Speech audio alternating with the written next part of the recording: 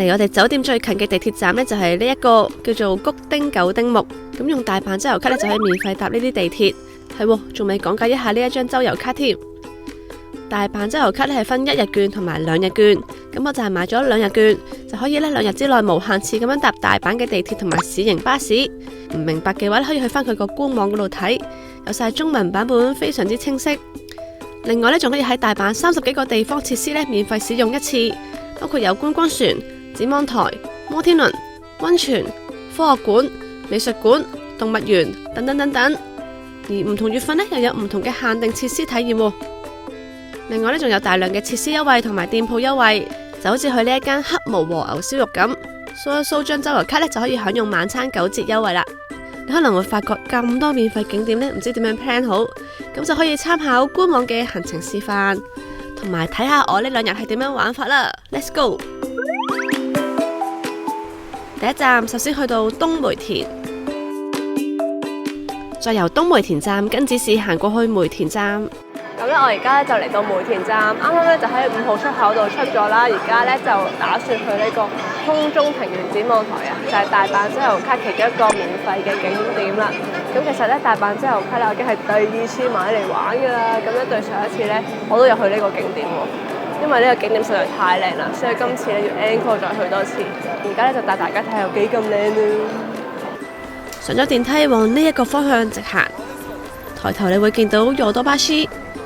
轉一轉個頭過去見到嘅呢棟建築物叫做梅田藍天大廈，就係我哋要去嘅地方啦。咁而家就過馬路去對面，然後再轉左。唉，好唔開心啊！我專登留圖呢，諗住食頭先見到間好出名嘅麵包鋪噶嘛，但係竟然話賣晒閂埋門，我真係估唔到。咁冇計啦，而家勁肚餓，咁啊又轉場過去隔離揾啲慢慢嘢食啦。咁啱啱呢，就買翻一個三文治。同埋買咗個紅茶，仲有呢一個雞扒，但係冇手拎啦，唔拎啦，拎埋先，拎唔到啊！雞扒係啦，而家就開餐啦，好肚餓。好，一路開餐一路繼續行，一直行到最尾呢，過咗呢條馬路，望住呢棟建築物繼續前進。過完馬路就落隧道。啦，就係呢一棟好特別嘅建築物。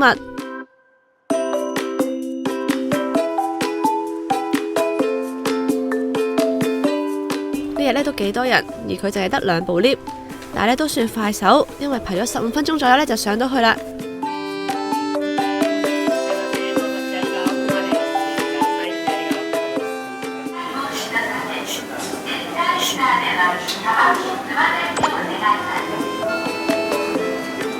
搭完 lift 到35樓之後呢，就搭埋呢條透明扶手電梯，即係呢一條跨越咗2座大廈之間嘅電梯，非常之特別。我哋就好似懸浮喺空中咁樣啦。上到去呢一層呢，先係正式俾張大阪周遊卡職員換門票嘅地方，原價呢係要1000yen㗎。跟住上多一條短電梯，就終於到達40樓嘅展望層啦。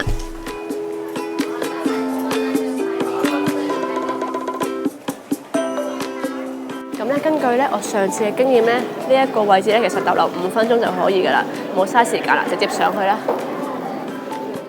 係啊，我哋而家直接上天台，去真正嘅空中庭園啊！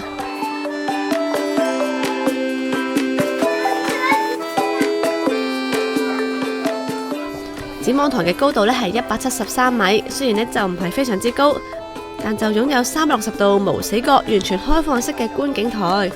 可以360度咁樣俯視梅田地區嘅美麗夜景，東南西北嘅面貌呢都映入眼簾啊！包括大阪城、大阪巨蛋、環球影城都睇到啊！呢度當然亦都係日本夜景100選之一啦。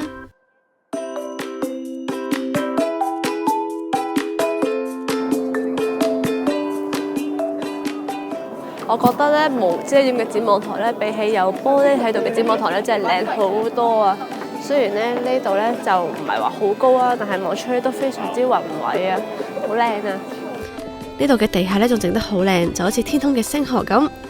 黃昏時分呢就最多人，因為呢度呢仲可以觀賞埋日落景色。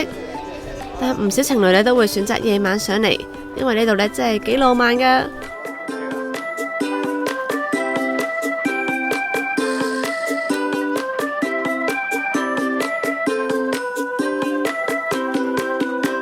得凍同埋大風呢，都可以落返去樓下呢一度隔住玻璃咁樣欣賞夜景。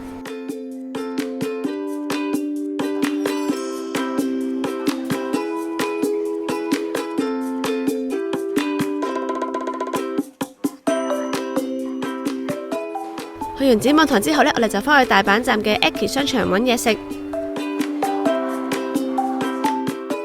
呢度有好多食店，而我呢就鎖定咗呢一間 Kari Chahan no Mise。見到咁大個蟹招牌，我嘅晚餐當然係同蟹有關啦。咁今日嘅晚餐呢，就揀咗食呢個商場嘅呢間店，就係食蟹肉飯嘅專門店啦。咁呢，我上網睇呢，日本 OpenRice Tabelog 裏邊呢係好高評分嘅，所以呢，我就專登嚟試下啦。同埋呢，佢重點呢，除咗話啲人話好好味之外，就係好平好抵啦。咁啱啱嗌咗2個 set 呢，都係唔使1000 yen，分別就係890 yen 同埋790 yen，仲有埋湯餸添啊，蟹肉湯啊，所以呢，而家好期待。但係咧，而家要等入去咯，因為其實而家鋪頭係好細嘅啫。餐廳好細，座位咧就 L 型咁樣分佈，只有12個位置左右，所以咧我都要排隊排咗15分鐘咧先入到去啊。而呢度咧亦都有啲係唔關蟹事嘅飯可以叫，亦都可以加錢叫小食，全部都非常之抵啊！終於都嚟到啦，呢個蟹肉炒飯，好期待啊！即刻試下先。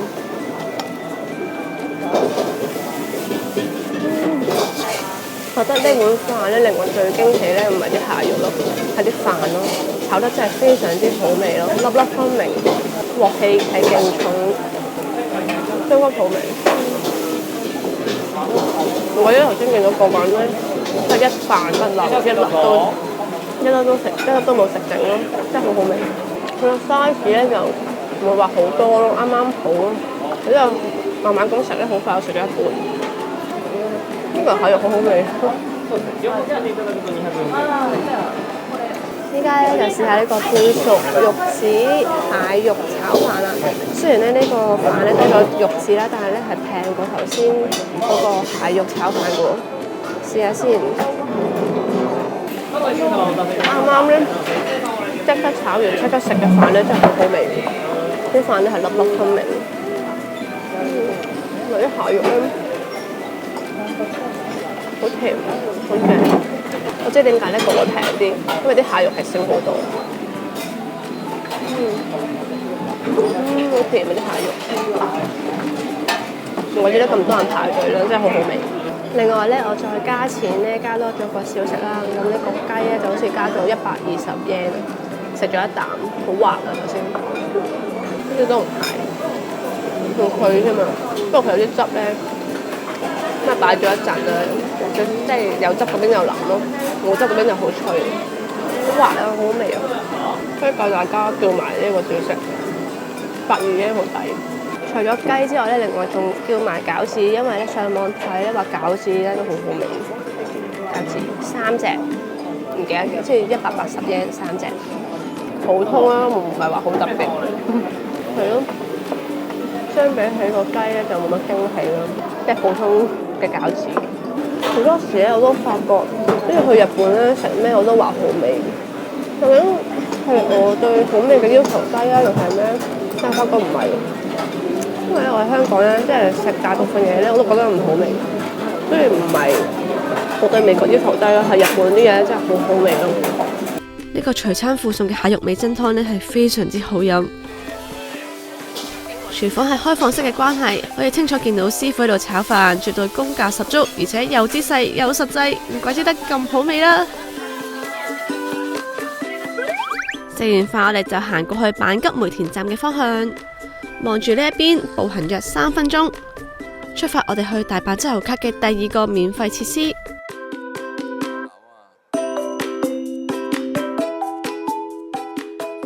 咁呢，大阪周遊卡呢？今日就去咗一個景點，實在太唔抵啦，所以咧而家就去第2個，就嚟到 Hit 5嘅7樓玩咩？出去咪未知咯。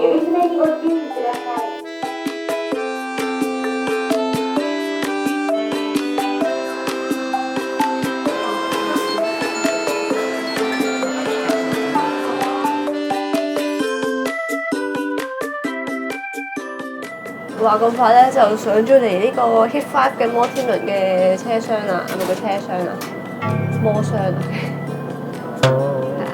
咁咧點解咁快咧？因為冇人啊嘛，而家已經係10點半啦，好好啊！Hit 5嘅摩天輪咧係開到11點㗎，所以咧食完飯慢慢行過嚟都仲有得搭。咁我覺得咧，雖然個景觀咧又唔係話超級靚嘅，但係咧呢度有個正嘅地方就係可以播歌啊！一路播歌一路坐摩天輪咧，真係好浪漫㗎。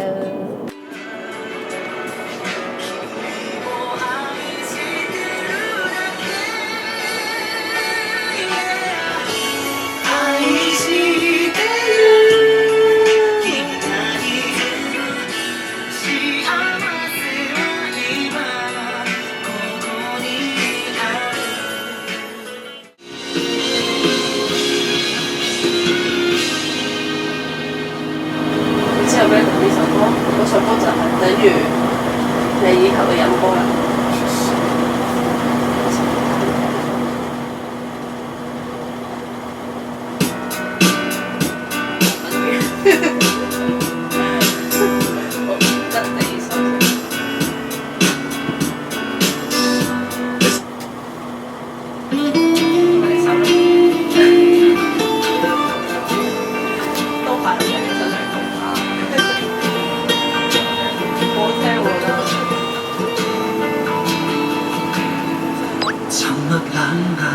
似刀，沒法斬得斷迷霧，無奈的感觸不傾訴，前進都不見有歸路，尋着共命運對賭，撐到分岔。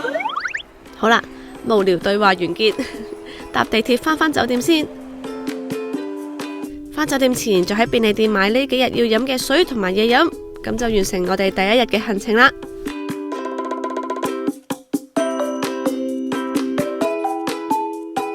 咁第一日完結就總結一下我使咗幾多錢先。首先又係講下去前嘅使費，機票一個人係857蚊，我都係搭香港快運，2個人 share 來回一件20kg 行李。酒店係經 Hotels.com book 咗上半丁4葉旅館，咁4晚雙人房嘅價錢呢係一個人536蚊。之後租 WiFi 蛋用咗75蚊，買旅遊保險用咗114蚊。喺 KKday 度預先預約咗第4日嘅京都和服體驗用咗233蚊，咁呢度夾埋就係1815蚊啦。咁到咗日本之後呢，買大阪周遊卡就用咗3000yen，買近鐵周遊卡就用咗2000yen，來回機場巴士嘅車飛用咗2800 yen，喺 Family Mart 度買小食就買咗333 yen，蟹炒飯嘅晚餐食咗1000 yen，最後便利店度買水買飲品用咗635 yen。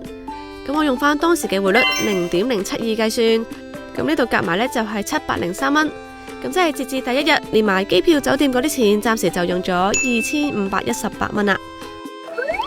下一集進入第二日嘅行程，繼續使用大阪周遊卡，首先同大家去浸溫泉，再帶大家食大阪名物，再去動物園，再加呢個和服體驗，記住睇啦。